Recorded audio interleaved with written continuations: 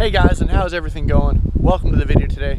So, as you can see behind me, I have my 2007 Mustang GT, and if you are an owner of an S197, this particular generation, 05 to 09, or if you are looking to get one, because they're starting to come down in price a little bit, here's what I think the first seven mods that you should do, or at least the ones that I think are pretty achievable, and it'll really put you in the running to have a pretty neat, cool car.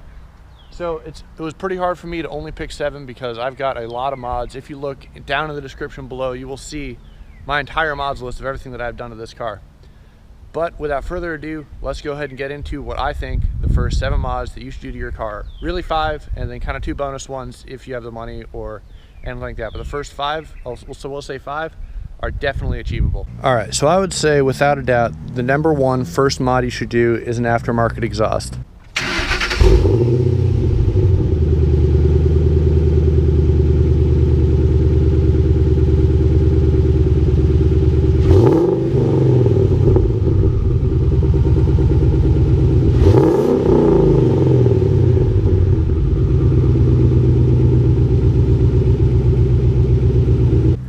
Because you have this glorious V8, and the stock exhaust on really all Mustangs is absolutely awful. It's quiet, you can't hear anything, and what's the point of having something like this if you just can't hear it? Like, they sound good, especially the 4.6 is probably one of the best sounding Mustangs out there. So I would say definitely go for the aftermarket exhaust as your first mod.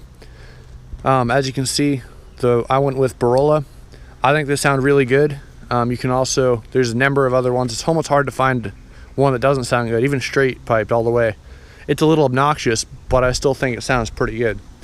But whatever you do, first thing, go ahead and get rid of those stock mufflers, and you will be a happier person for it.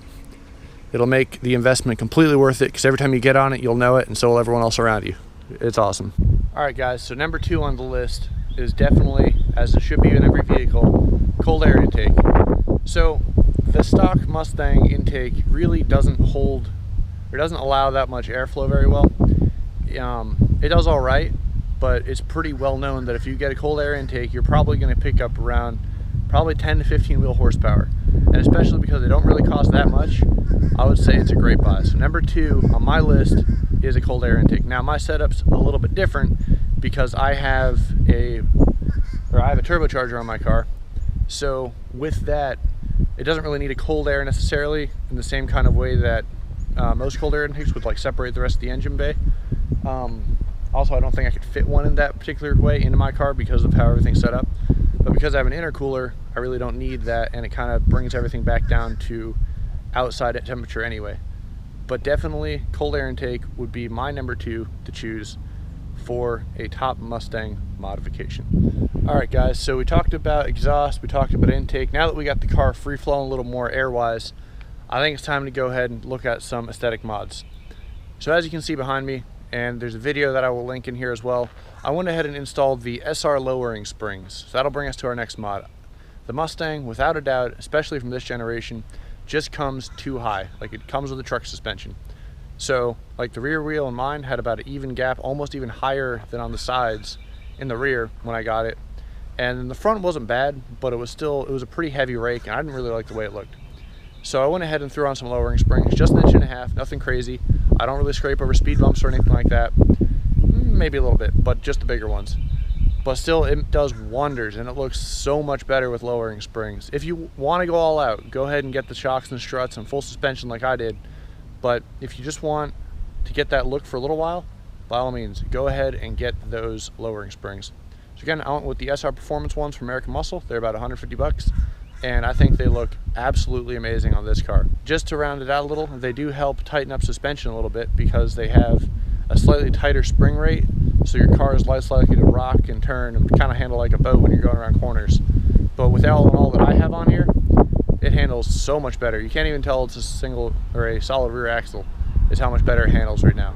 I absolutely love it, and it's restored my confidence going around corners and everything like that with this car.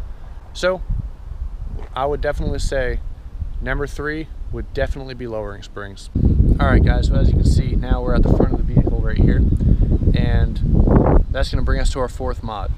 So we're going for more aesthetic here, but also slightly functional. So I'm gonna let you in a little secret right now. When I had this car, they have like two separate headlight videos. One where I installed these, and that's what this next mod's gonna be. It's gonna be the headlights. And the other one where I had keeping your Mustang looking like new, and I went ahead and threw in LEDs in these things. And stock, it was bad. LED stock with the stock housing, better, but still pretty bad. I couldn't fully aim them. But these things right here, holy cow, have they made a huge difference.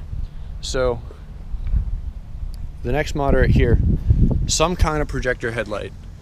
These things have made the biggest difference in the world as far as seeing at night. I went up to and got to compare them to a 2015 Mustang, which obviously these are based after.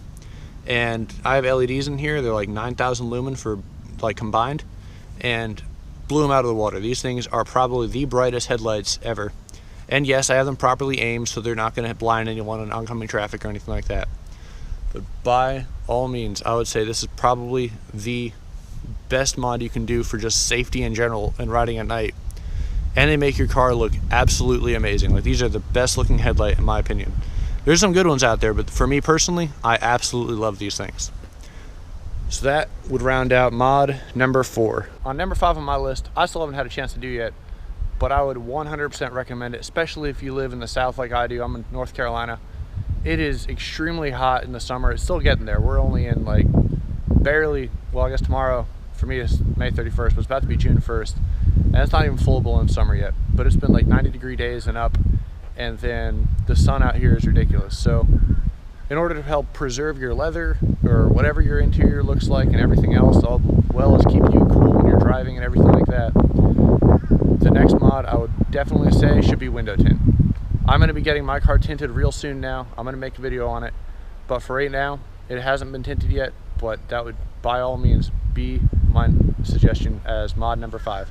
It kind of helps tie the car together and keep it a nice clean look, and who doesn't like a tint? Like, especially being inside, so much nicer to have a tint. So that is my mod suggestion number 5 as the top mods you should do to your Mustang.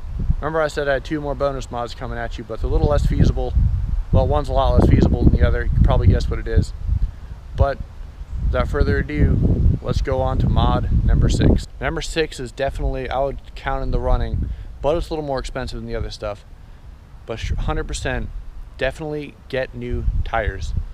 I cannot tell you how awesome the current tires I'm running are.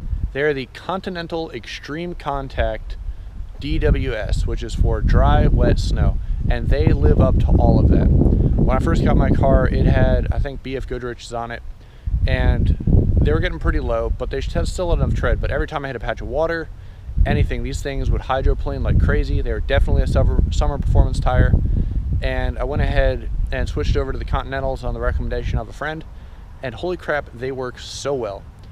So I don't know if you can tell, but when you look at my particular tires, I messed up. This is when I first got my car. I didn't really know too much about it, and I ordered the wrong tire size. I went ahead, the original sizes that were on it were 245 45 R18, which is 245 millimeters across by 45% sidewall height by 18-inch rim.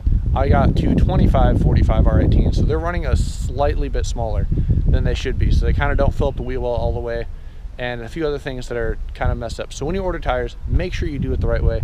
I messed up, oops, but they still work pretty well, and my Speedo's calibrated for it, so I don't really have any problems with it right now. But the Continentals are the ones I've been running. I've done a few 0 to 60 tests. I've had a lot of launches off these things just on the street. I haven't taken to a trip yet, but they have held so well. A lot of videos I see guys running the Pirellis, the P something or others, and they're slipping all over the place. I know I run more horsepower than most of those guys are running, and I've yet to really like have any crazy skids or anything like that, especially in dry weather.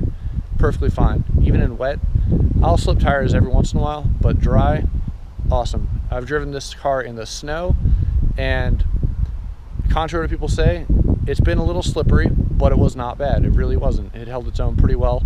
I've definitely hit some black ice, slipped a little bit, but nothing too bad. So tires, I would have to say, are definitely recommended, especially if you live in somewhere a little more northern. Or I live in North Carolina, but we still get a lot of rain out here and a lot of snow. maybe you shouldn't go for a summer performance tire. Maybe you should stick with something a little more all-weather. And these things do great. I absolutely love them. So that'll round out my number 6. Again, kind of a bonus one. If you have money or if you need tires, that's when you do it. Not really something as a just jump into mod. But they do awesome, and tires are definitely should be on the top of everyone's list if they want to increase the performance of their vehicle. Alright guys, and last but not least, that'll round out number 6. Number 7 is the bonus one, and again, I understand this is an expensive one. A lot of people can't just go ahead and throw out this much money to do it. But if you can, highly suggest it, and that is a turbocharger or a supercharger kit. Both of those things will do wonders, because think about it, the new 5.0s are coming out, and they've got like 435 horsepower at the crank, probably somewhere around 375, 380, or 390-ish to the wheels. That's a lot of power. Our cars, especially this generation right here, this generation came with 300 horsepower to the crank stock. A lot of dyno numbers, especially with stock cars, come out to be right around like, I think it's something like 275 to the wheels. And that is really, really lacking in the power department when you have a 3,000 pound car. 3,500 pounds is what this one runs at. So I would, again, recommend it 100%. I would do it over and over again. Turbocharger kit or supercharger kit. The one behind me is a Turbonetics 60mm turbo kit, and it pretty much came with everything you need. It's claims to run around 400. It should put your car on 460 wheel horsepower. Mine is running at 390 because the suggested boost that it comes with is around, I think it's something like 8 or 9 pounds of boost is what they recommend.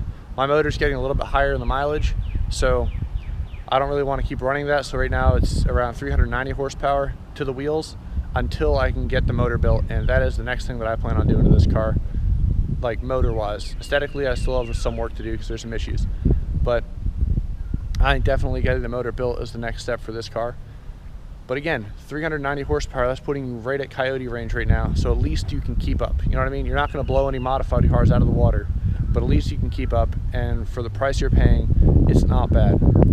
So if you want to go ahead and skip the intake, skip the exhaust, skip everything, don't skip the turbo kit. That would be by far the best thing you can do for your car. Alright guys, I hope you enjoyed this video. That will sum up my top 5 mods that you should do to your S197 Mustang 2005 through 2009. Obviously some of them apply to different years depending on what you have, but that is my personal opinion. Please give it a thumbs up. I absolutely love this car, and I hope you guys too. Hope you guys are going to enjoy following along this build as I continue to build up this car into what it is meant to be, and that is an absolute beast. Love this thing. So I got lots of more videos coming for you, and if you have any questions, leave a comment. I'm more than happy to answer anything that you guys want to ask, or if you have any questions about my build or anything that I've done to this car, leave it in the comments. As always, have a great day, and thanks for watching, and stick around for next video.